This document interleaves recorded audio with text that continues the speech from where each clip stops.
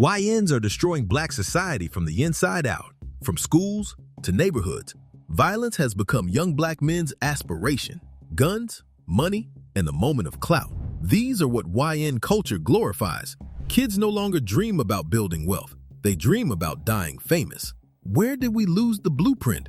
This video uncovers the horrifying truth behind the YN mindset and why our silence only feeds it.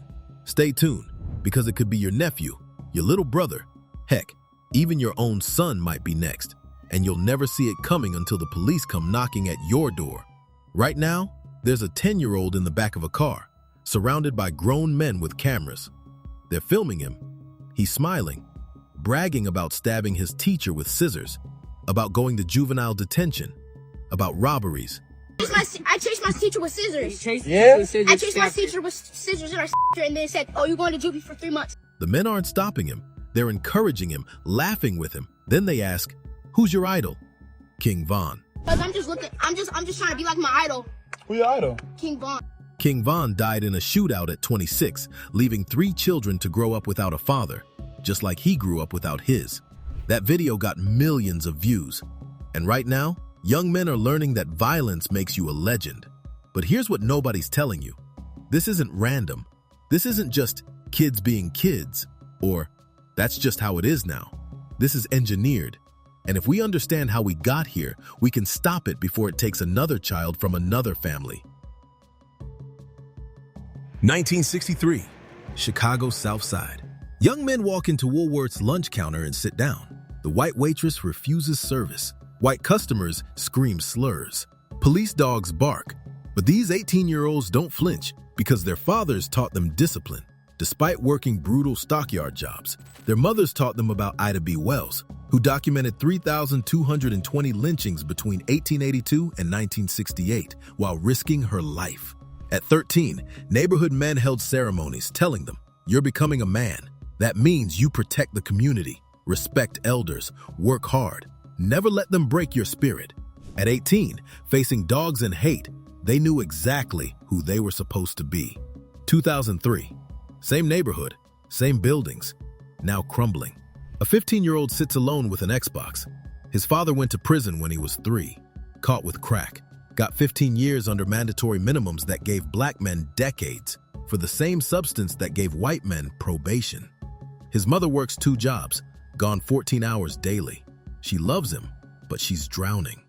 Mr. Johnson, who used to check every kid on the block, moved out in 1995 after his nephew got shot. The barbershop where men talked about building businesses closed in 1998. The church, all old people.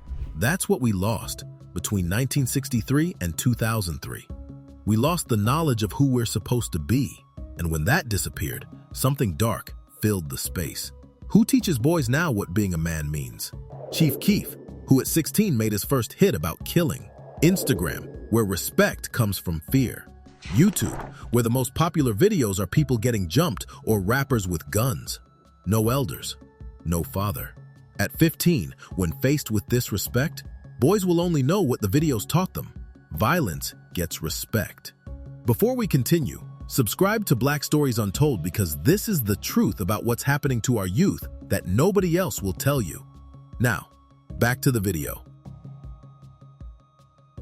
September 4th, 2012. This day changed everything. Joseph Coleman, Lil Jojo, was 18 from Inglewood, Chicago. He was beefing with other rappers. Chief Keef, Lil Reese. September 3rd, Jojo dropped a diss track called BDK. It went viral. Hundreds of thousands of plays overnight. September 4th, 2:30 p.m., Jojo tweets his location. 3:32 p.m., someone shoots him while he's in the car. He dies at the hospital. 4:16 p.m., Chief Keef tweets, "It's sad because that N-word Jojo wanted to be just like us. #LMAO. Laughing at someone's execution while his mother cries over his body. That tweet got thousands of likes, thousands of retweets. Death became content, entertainment, engagement. Here's how it works now. Rapper A disses rapper B in a video, gets 500,000 views. Rapper B responds or looks weak, gets 1 million views. Friends, gang members, random people hype it in comments. Now rapper A can't back down publicly without looking soft. Looking soft means losing respect, fans, and money. So violence happens, gets filmed, goes viral. The algorithm pushes it to millions because violence gets engagement. Engagement makes money. 87% of 12 to 15-year-olds use social media. 99% use YouTube and TikTok. Before bed, they scroll. Someone getting jumped, someone shot, someone flashing guns. So much death it doesn't shock them anymore. In the UK, police started removing drill videos and creating legal orders banning artists from performing certain songs because videos with specific threats led to real violence. But nobody asks, why are 15-year-olds living lives worth rapping about? While everyone argues about YouTube videos, nobody asks who profits. The answer? Everyone except young black boys who end up dead. Then 2020 made everything explode. March 2020. COVID shuts everything down. Schools close. Teenagers trapped at home scrolling 12 hours daily, watching their futures evaporate. Then May 25th happens. George Floyd. Officer Derek Chauvin kneels on Floyd's neck for 9 minutes and 29 seconds. The world watches him die on camera. Something awakens. Protests erupt in over 2,000 American cities, the largest movement in U.S. history. For days, it's beautiful. Multiracial crowds demanding justice. Young people tapping into that ancestral organizing spirit. But after dark on May 29th in Minneapolis, after protesters go home, looters hit Lake Street stores.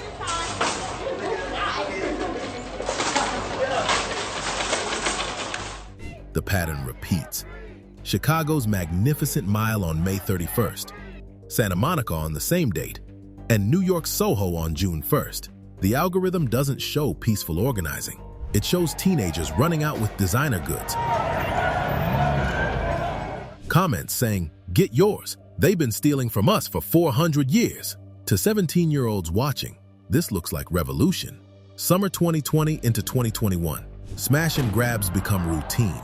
Violence between black people accelerates. Chicago, 769 killings in 2020, a 55% increase from 2019. Philadelphia, 499 killings, a 40% jump. Kids caught in crossfire. Elderly people attacked. Businesses start leaving. Walmart closes 4 Chicago stores in 2023. Target pulls out of West Philadelphia. Now families take 2 buses to buy groceries. Meanwhile, the system spends up to $200,000 per year in some states locking up kids, money that could fund schools or mental health programs. 2020 didn't create the cracks, it turned them into canyons. And social media poured gasoline on the fire, showing young people exactly where to aim their rage. And no one represents this tragedy better than King Von. Davon Bennett, born August 9th, 1994, in Parkway Gardens, O Block. Father died when he was young. At 20, charged with violent crime. Spent 3 years in Cook County Jail, ages 20 to 23, before being found not guilty in December 2017. 3 years gone for something he didn't do. When Von got out, he was angry and traumatized, but he could write. He signed with Lil Durk's label and dropped Crazy Story in 2018. Vivid storytelling compared to Slick Rick and Ice-T. By 2020, Von was exploding. Welcome to O Block debuted at number 5 on Billboard. LeBron James tweeted about him. He was 26, father of 3, about to become a superstar. But Von never really left O Block. His body left, but his mind stayed. Every video needed armed security, always looking over his shoulder. The violence he rapped about wasn't just art, it was his life. Songs like Took Her to the O made danger sound exciting. Reports alleged he was still involved in street activities.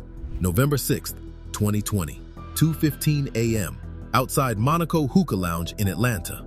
An argument between Von's crew and another rapper's crew. Shots fired. King Von, age 26, father of 3, dies 1 week after his biggest album dropped. Thousands of young boys went to his funeral throwing gang signs. They weren't mourning a warning, they were celebrating a legend. After death, 2 albums released. A mural went up in O Block. Kids make pilgrimages there. In 2024, Lil Durk, Von's mentor, got arrested on federal charges connected to alleged killing for hire. Chicago rapper Lil Durk faces 3 new federal charges in connection to a deadly shooting in Los Angeles in August of 2022. The Grammy Award-winning rapper, whose legal name is Dirk Banks, is charged along with 5 alleged conspirators in a for hire plot. The violence never stopped. Von was both victim and villain, a kid with no father who got brilliant at turning pain into art, whose art then inspired kids to chase the same pain that killed him. He's a symptom of something bigger. Hip-hop started as our voice. Africa Bambaataa founded the Zulu Nation in 1973, teaching peace and unity. Public Enemy released Fight the Power in 1989, protest music against injustice. But record labels learned, controversy sells. Violence sells. Drill music went further. Regular rap talks about violence generally. Drill names specific people and describes specific killings. In the UK, one song listed real victims of killings by name. Nearly half of young people listen to music with violent lyrics daily. But most don't commit violence, so we can't just blame music. The truth, drill reflects existing violence while possibly reinforcing it. For most listeners, it's entertainment. But for kids surrounded by poverty, trauma, no father, no structure, the music becomes an instruction manual. And this music disrespects black women with degrading terms. Research shows young men who grow up with this accept violence against women, see women as enemies. With no fathers teaching healthy relationships, they learn from rappers treating women like objects. When we destroy respect between black men and women, we destroy our foundation. But this didn't happen by accident. In 1986, Congress passed the Anti-Substance Abuse Act, creating 100-to-1 sentencing disparity. 5 grams of crack got the same sentence as 500 grams of powder. Crack was common in black communities, powder in white communities. Same substance, different form. Black men got 15 years, while white men got probation.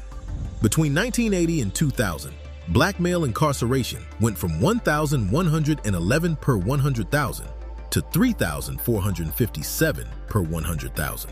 Over 1 million black fathers removed from homes. 1 million sons growing up without fathers. Children without fathers are 4 times more likely to be poor, more aggressive, more likely to get in trouble and drop out. 1 in 5 prisoners had a father in prison. The cycle feeds itself. Banks refused black families loans, redlining. Illegal after 1968, but continuing in practice. Schools in black neighborhoods got 23% less funding. Jobs disappeared. Chicago lost 326,000 manufacturing jobs between 1967 and 1987. No fathers, no jobs, no resources, no opportunities. Then add trauma. Kids in violent neighborhoods develop PTSD symptoms. Research shows even kids who don't directly experience violence need mental health help because violence is in the air they breathe. But there are almost no mental health resources. When social media came, it filled the void. Gangs became substitute families.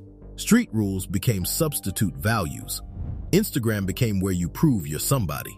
And the algorithm figured out violence gets the most views. More violent content equals more views, equals more validation, equals more violent content. A death spiral. But this can be reversed.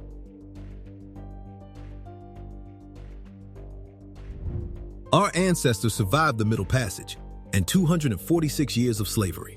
After slavery ended in 1865, during Reconstruction, they built over 50 all-black towns. They founded 4,000 schools. They elected 2,000 black officials. Between 1882 and 1968, there were 4,743 documented lynchings. But they organized the NAACP in 1909, the Montgomery bus boycott in 1955, and the March on Washington in 1963, where 250,000 people demanded justice. They faced terrorism and built a movement that changed America. If they could build from nothing, we can rebuild from here. How? Paternal presence protects kids from this path. Not just physically there, but active, teaching discipline, respect, showing what being a man means. Men without fathers break the cycle. If you can't be a father, mentor through Big Brothers Big Sisters or 100 Black Men. Stop streaming artists who only rap about killing. Support positive artists. Stop sharing violent videos. Support violence interruption programs like Cure Violence. Shootings drop 41 to 73% where they operate. Fund after-school programs, sports, arts, STEM, summer jobs, mental health services. Get politically active. Vote for school funding. Demand economic investment, not just policing. Support Black-owned businesses. This is possible. Our ancestors proved it. That 10-year-old at the beginning of this video, he's probably 12 or 13 now, still idolizing King Von. His path is predictable. First arrest at 14, first gun at 15, dead or in prison by 20. But what if one person stepped in? One mentor, one teacher, one program showing a different way. He could be a doctor, a teacher, a business owner, an artist telling stories that heal, or another hashtag, another mural, another mother crying. The only difference is you, the person watching this right now. What will you do tomorrow? Mentor someone? Volunteer? Support organizations doing this work? Have real conversations with young people in your family? Or watch this, feel sad for 5 minutes, and scroll to the next thing. We come from people who survived the Middle Passage, slavery, and Jim Crow, who built movements that changed America. That same strength is in your blood. The YN mentality ends with us. Subscribe to Black Stories Untold if you believe our community needs this truth. Share this with someone who needs to see it. Tell me in the comments what you're going to do differently. Our ancestors didn't survive everything they survived, so we could give up now. What's it gonna be?